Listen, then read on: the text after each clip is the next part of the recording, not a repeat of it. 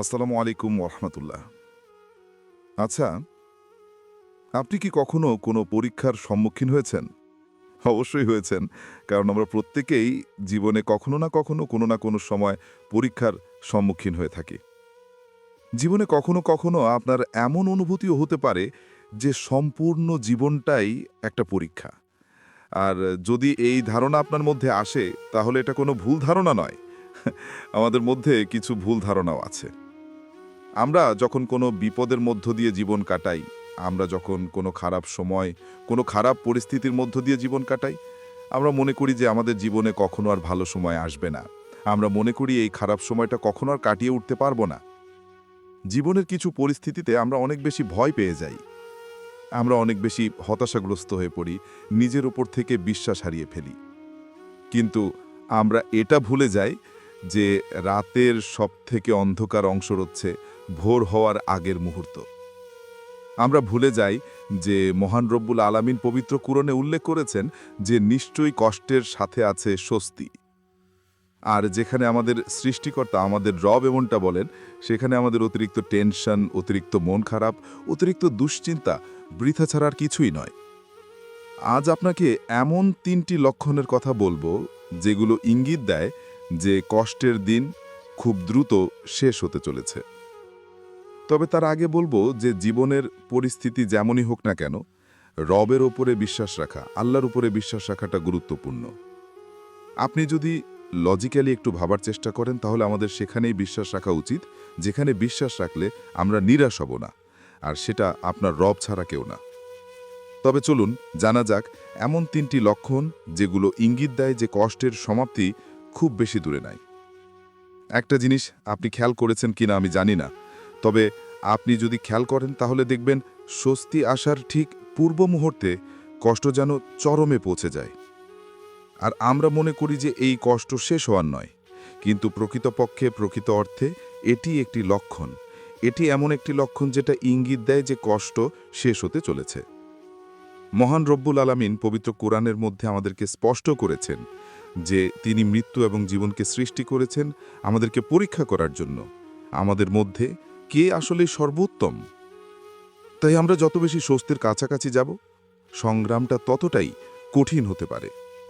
প্রসব বেদনায় কাতর একজন মায়ের কথাই ভাবুন না।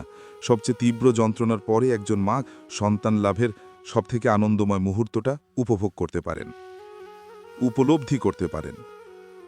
আসলে আমরা বোঝার চেষ্টা করি না।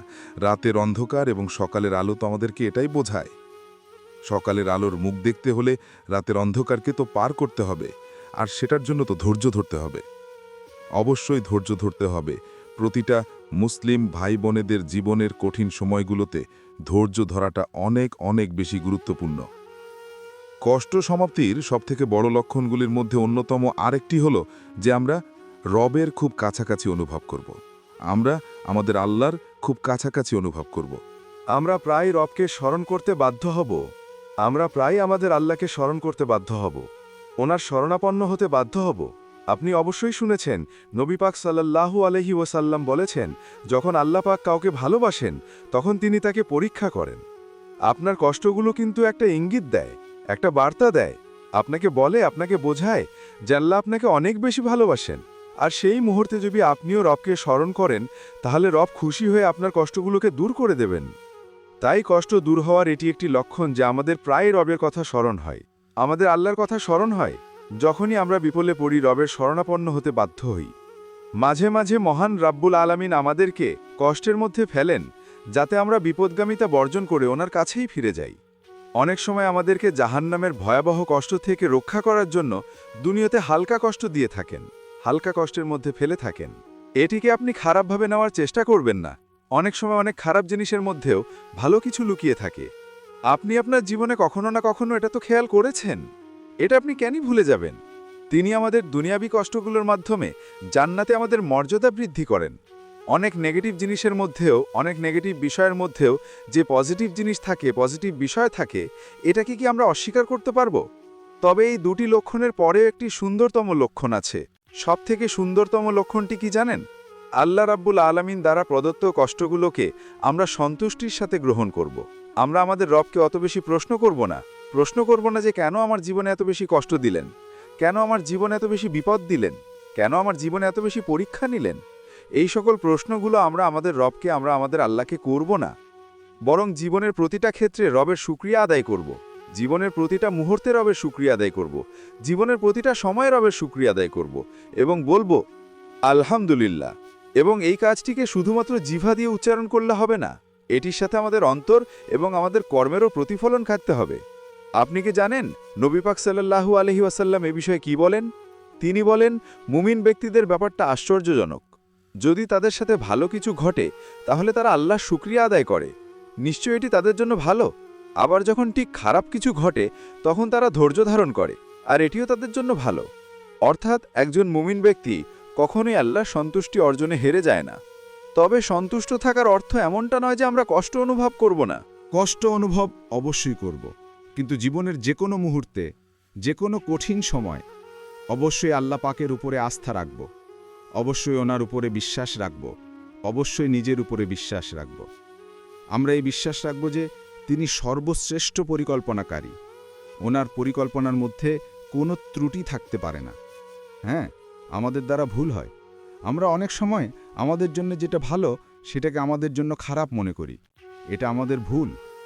অবশ্যই এই ভুল আমরা করি, কিন্তু ওনার দ্বারা কোনো ভুল হওয়া সম্ভব নয়, কারণ তিনি সর্বশ্রেষ্ঠ পরিকল্পনাকারী, তিনি উত্তম পরিকল্পনাকারী। যখন এগুলো আমাদের জীবনে ঘটবে, আমাদের মধ্যে এমন কিছু পরিবর্তন আসবে, তখন বুঝে নিতে হবে যে এই কষ্টের সমাপ্তি ঘটতে চলেছে। আমাদের এটা কখনোই ভুলে যাওয়া উচিত নয় যে কোনো কষ্টই চিরস্থায়ী নয়। এই পৃথিবীর পরীক্ষা ক্ষণস্থায়ী, কিন্তু ধৈর্যের পুরস্কার চিরস্থায়ী। কখনোই পবিত্র কোরআনের এই কথাটি ভুলে যাবেন না।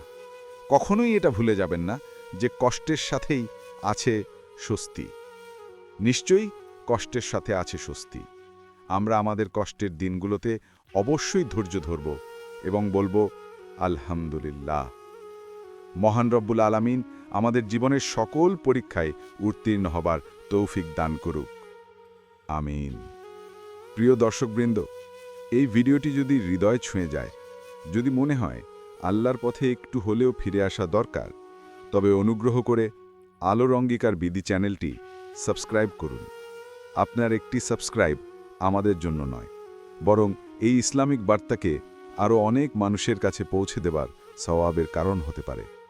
ভিডিওটি লাইক দিন যেন আরও মানুষ এটি দেখতে পায়, এবং একটি কমেন্ট করুন, শেয়ার করে দিন যাতে প্রত্যেক মুসলিম ব্যক্তির কাছে কথাগুলো পৌঁছতে পারে। আসসালামু আলাইকুম ওয়া রাহমাতুল্লাহি ওয়া বারাকাতুহু।